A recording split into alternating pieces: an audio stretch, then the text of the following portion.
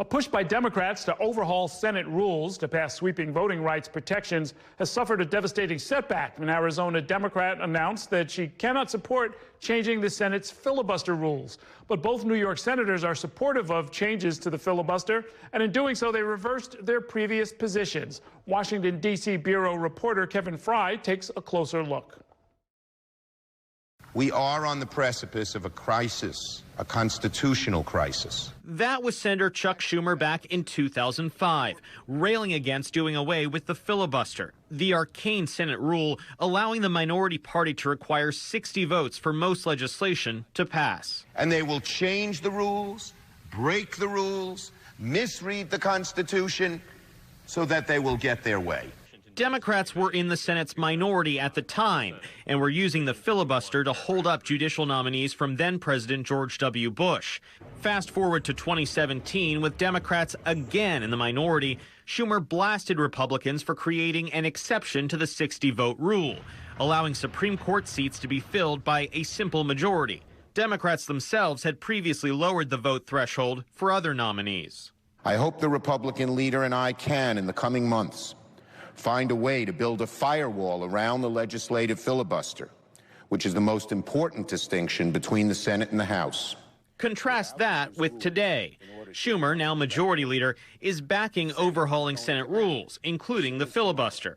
With Democrats holding the slimmest possible majority, Republicans are now the ones blocking the president's priorities, including sweeping voting rights legislation. Senator Schumer spoke so eloquently in defense of the Senate's rules, customs, and traditions when the fortunes of his party looked a little different. Republicans are accusing Schumer of hypocrisy. Schumer saying Democrats have no choice. How can we, in good conscience, allow for a situation in which the Republican Party can debate and pass voter suppression laws at the state level with only a simple majority vote, but not allow the United States Senate to do the same? New York's other Democratic Senator, Kirsten Gillibrand, has undergone a similar evolution. She previously co-signed a bipartisan letter opposing rule changes after Donald Trump became president in 2017. Now she supports altering the filibuster, arguing the norms of the Senate have already been broken, especially when Republicans lowered the threshold for Supreme Court picks. She told me it's a risk worth taking.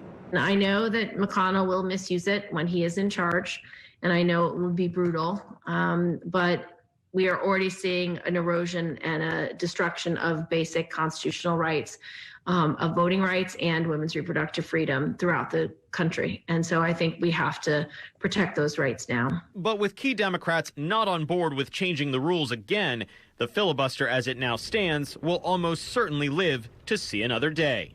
In Washington, Kevin Fry, New York 1.